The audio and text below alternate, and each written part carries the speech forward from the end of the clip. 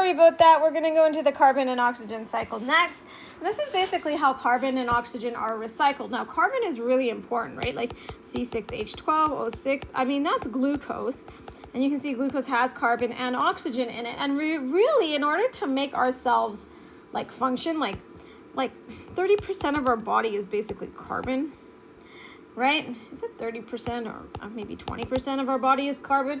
So we need carbon. We need to have carbon, to eat carbon and assimilate it into our body so that we can build ourself, right? So carbon is recycled and oxygen is also recycled, right? We breathe in oxygen. So these two things, I mean, there has to be an abundant supply of these things so that we can even live, right? So that we're going to do is the cycle, right? And so remember that energy flows, but matter is actually recycled, okay? Or cycled over and over and over again, and we reuse it. And so you are made up of molecules that would have maybe once been a part of the dinosaurs, right? Because all matter is recycled on the earth. It's the biggest and best recycler out there. And yeah, you don't even know where the parts of you came from. Like if you ate an orange, well, where did that orange get its carbon from to make it sugar? It came from something dead. I don't know. So like it's huge and it's like big. It's a big concept. So anyways, with the carbon oxygen cycle, there's two ways to cycle. There's like the fast cycling and there's the slow cycling of carbon and oxygen. So we're going to do the fast and slow cycling together. I'm going to diagram it for you right here, and it's actually quite simple. It's not that bad. So you have like an animal. Okay, so here's the animal, and you can see this animal, right, would probably eat a plant. So here's the plant that the animal is eating, right? And so basically, right, here's the sun. And using the sunlight energy, right, this plant, right, makes C6H12O6. That animal eats the C6H12O6, so now that's in its body, right? The animal dies. So there's the animal. It's under the ground. It dies. And that C6H12O6 that was in its body is now returned to the soil. And in that way, that carbon is recycled, right? And also that oxygen, and it's recycled because decomposers break it down. And now the plant uptakes it again by the roots, right? So there is one very simple cycle of carbon and oxygen. Now, animals also release CO2, just like we do, we breathe it out. And so when you release CO2, right, well, this plant, okay, so here's my plant, here's another plant, actually will absorb that CO2 to make the C6H12O6, right?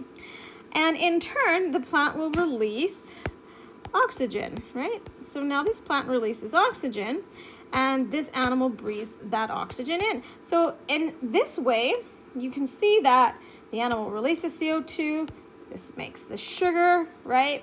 And in return, the plant releases O2, the animal breathes it in. And so in this way, the plant and the animal together are recycling that O2, CO2, right?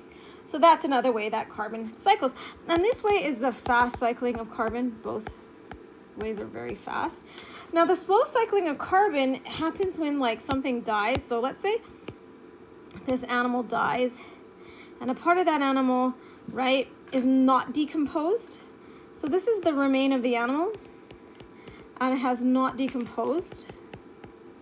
And because it has not decomposed, right, I mean, over time, all these layers of soil on top of it are going to put pressure on it, right?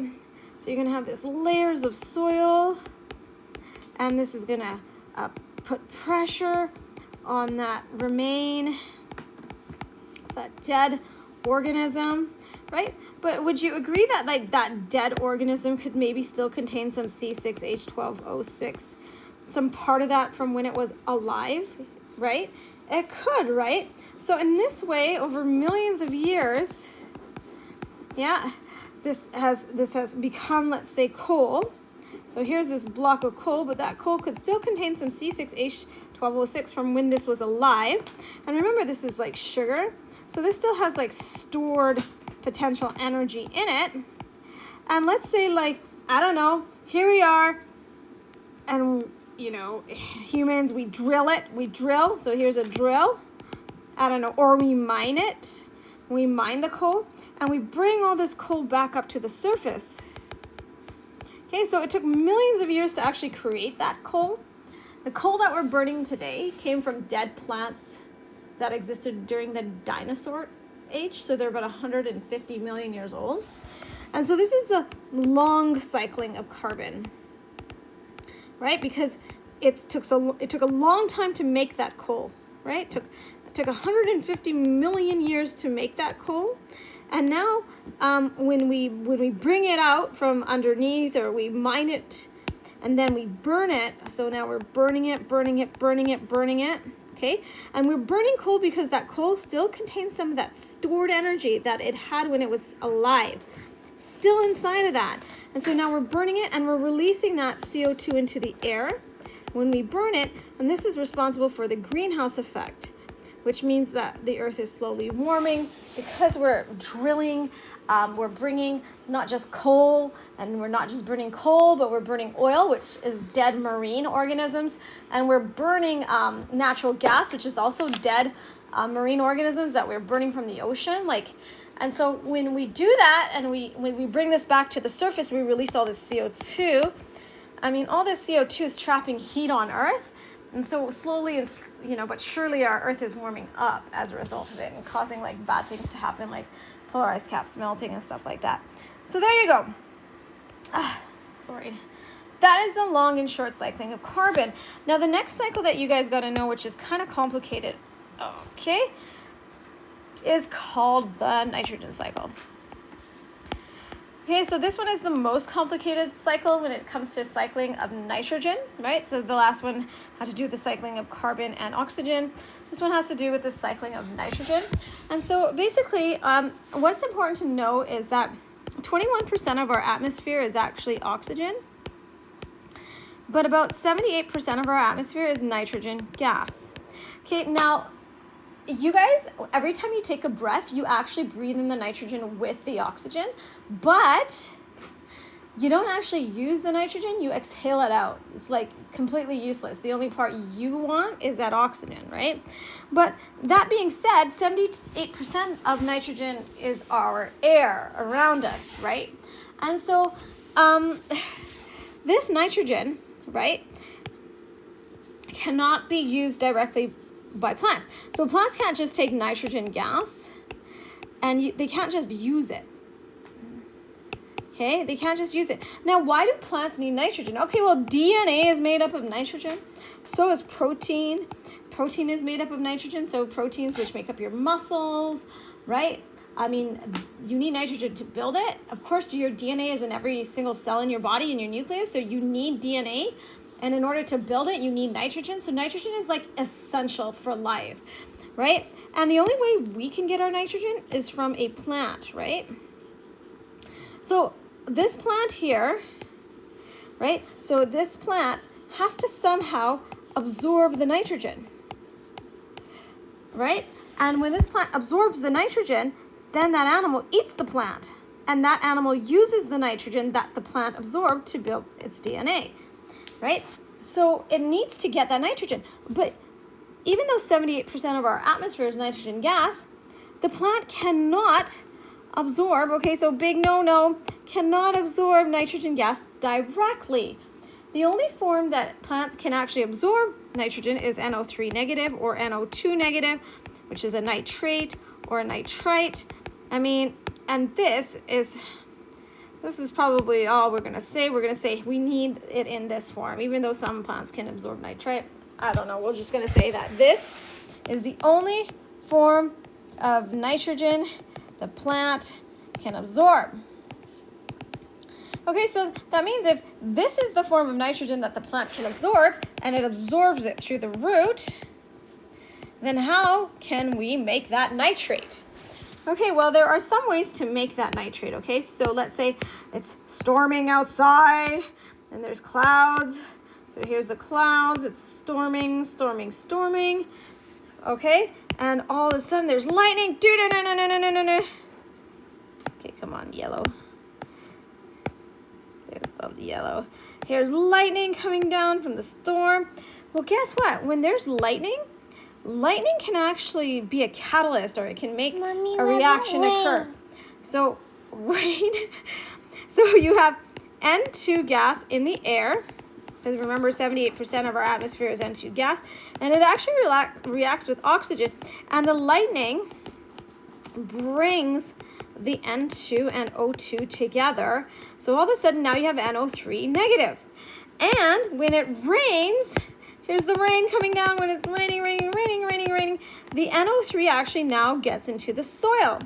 So now here's the NO3 in the soil. So guess what? If there's a plant, here's a plant, here's a plant, here's a plant, the plant can now absorb that NO3 through its root, and that is one way you can make nitrate, which the plant can absorb through the root. Okay, now another way you can make nitrate is nitrogen-fixing bacteria. Okay, so there's bacteria in the soil, and these guys are found in legume plants. Okay, so like if I'm going to talk about a legume plant, I'm talking about things like lentils, clovers.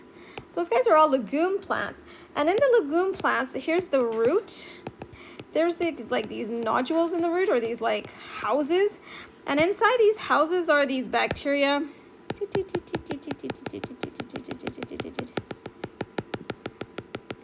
And these bacteria, we're going to call them nitrifying bacteria. Yeah. Oh, thank you. So these nitrifying bacteria can actually take N2 gas from the air,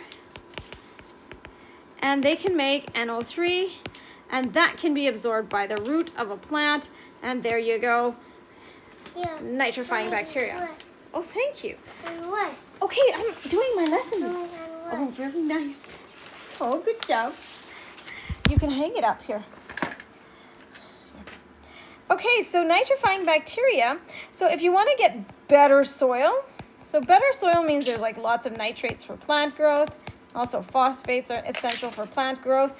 Then you put these legume plants in there, and they're going to make this NO3, and it's going to create lots of nutritious soil for you. Okay, so that is nitrifying bacteria. Now, just a second. Let me make sure that I'm getting these names right, because there's nitrogen-fixing bacteria versus nitrifying bacteria. And so, one second. I just want to make sure I'm getting this right so you get it right in your unit exam. All right. I'm just looking this up on the internet as I'm showing this. All right. Oh, see, look, I was right from the very beginning. Ah, so annoying. Why do I do this? So these, I was right when I said at the very beginning, these are called nitrogen-fixing bacteria. Mommy, what? Mommy, what? Oh, nice. That one. Nice. Okay, so that is nitrogen-fixing bacteria. And nitrogen-fixing bacteria live in the legume in the roots. Okay, so don't get confused, guys. It is nitrogen-fixing bacteria that take nitrogen from the air and make it into this usable NO3. Nitrogen-fixing bacteria. Just looked it up. That's what we need.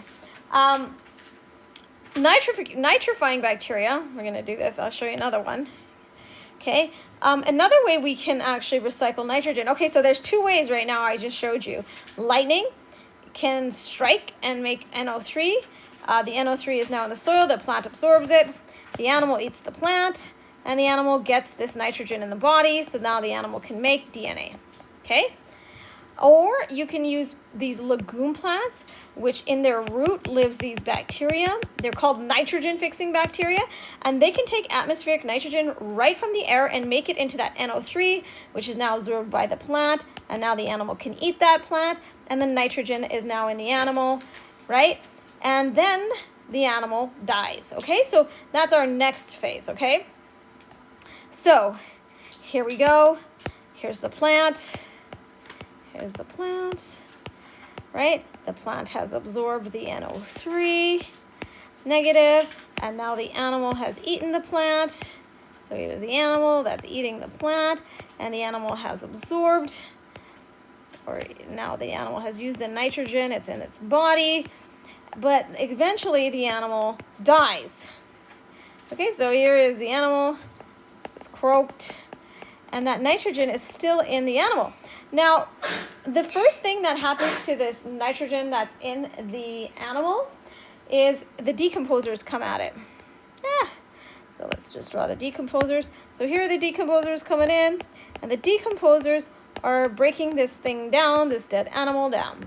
And when it breaks down, it actually transforms the nitrogen into what we call ammonium. Okay? Now, is ammonium the usable form of nitrogen that the plants can absorb? No! It can only absorb if it's NO3. So NH4, right? These decomposers can make NH4 from the nitrogen that's in the dead animal, right? And that process is called ammonification. So ammonification is when you make ammonia from the dead animal, from the nitrogen in the dead animal, right? It's called ammonification, but you need it to go to NO3 negative, and that's what a nitrifying bacteria in the soil do. So the nitrifying bacteria in the soil, they'll take that ammonia and they'll make it into NO3, and that NO3 will now be absorbed by the root. And now that root, that plant now has the nitrogen in it, and the plant uses it for its own DNA, the nitrogen, its own protein. And then again, the animal eats it, the animal dies. That nitrogen is first transformed into ammonia in a process called ammonification. And then nitrifying bacteria in the soil take that ammonia and they make it into NO3. And that's how it is recycled. One last thing is sometimes you have what's called denitrifying. Oh gosh, sorry. Sometimes you have what's called denitrifying bacteria that live in the soil. And what they do is they take NO3 out of the soil and they convert it back into N2 gas. Now, do you think your soil would want denitrifying bacteria in it? I don't think so. Because if you have denitrifying bacteria in your soil, you're removing all that nutritious nitrate, right? And you're converting it back to atmospheric nitrogen. And remember, can plants absorb atmospheric nitrogen? No, they can't. So you're making soil poor. Okay, so that's how you recycle nitrogen. The last one is the recycling of phosphorus. Okay, this is the only one where there's like no air involved, like no atmospheric. Because just to recall, the water cycle is atmospheric because when you evaporate, it evaporates into the atmosphere, right? So there's water in the atmosphere. There is carbon dioxide in the atmosphere, creating global warming. Also, oxygen is released into the atmosphere. With nitrogen, 78% of the nitrogen is found in the atmosphere, right? And we did the nitrogen cycle here. But in the recycling of phosphorus, there's no atmosphere like phosphorus. There's no atmospheric phosphorus. So we're just looking at what's in the ground and in the water, okay? And so like with the recycling of phosphorus is pretty easy. It's pretty straightforward.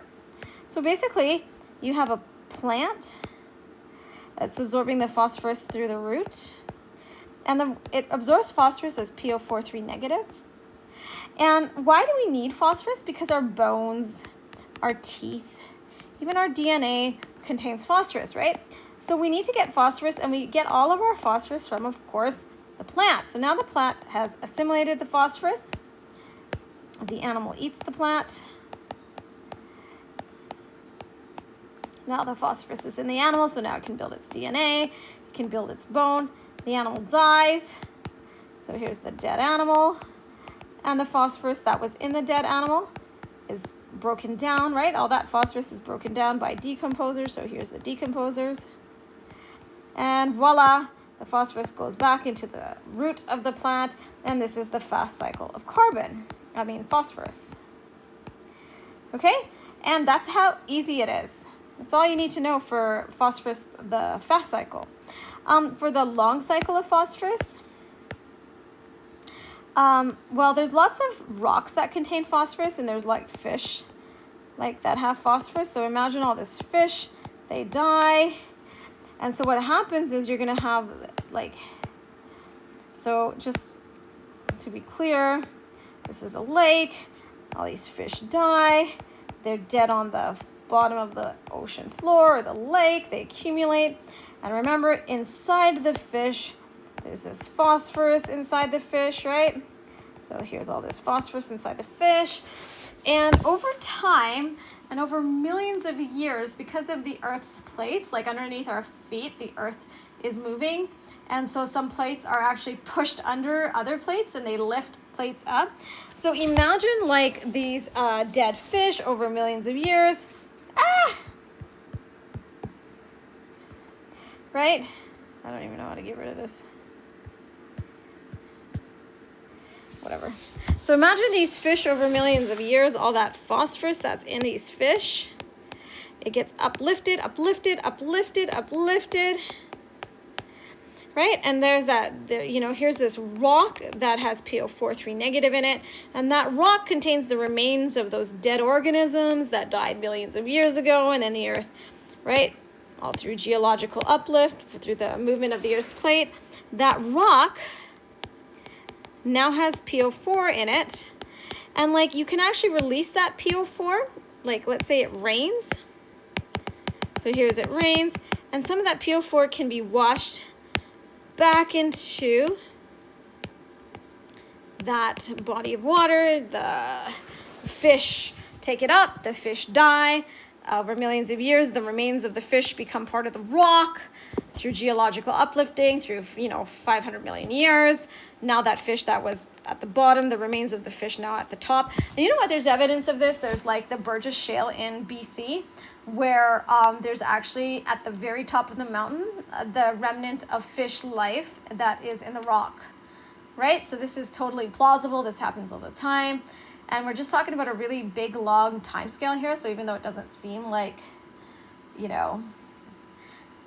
doesn't seem like it's possible, it really is. That's about it. I think like one thing that you might need to know is like if you have a body of water and there's like a farm, so this is a farmer's field, and let's say that farmer's field has soil and all the nitrates in that soil and the phosphate in the soil end up landing in this like lake here. What you're going to see is you're going to see lots of grass growing, like all of this grass will be growing in the lake. So here's the grass. And then what ends up happening is like if this grass dies, well then these all the bacteria that use up O2 in the water to decompose the grass. And because there's less O2 in the water, the fish that might be in the water, so here's a fish, they die. And so this is what we call an algae bloom. And this is when you get lots of algae in the lake, and then you lead to eutrophication, where eutrophication just means like nothing can live in the lake anymore. And why can nothing live in the lake? Because you have so much like plant stuff in the lake, like it's like clouded, and you might see this like sometimes where like a lake is completely covered in grass or completely covered in algae. And when that algae dies, all that bacteria use up all the oxygen in the water to break down that plant, those plants, right, when they die. And that just means that there's no oxygen left for the fish. Okay, so that's it. So you can see with the recycling of phosphorus, there was no air. It was all in the rock and in the water. And I hope you understand this. And that's it for my lessons on cycling.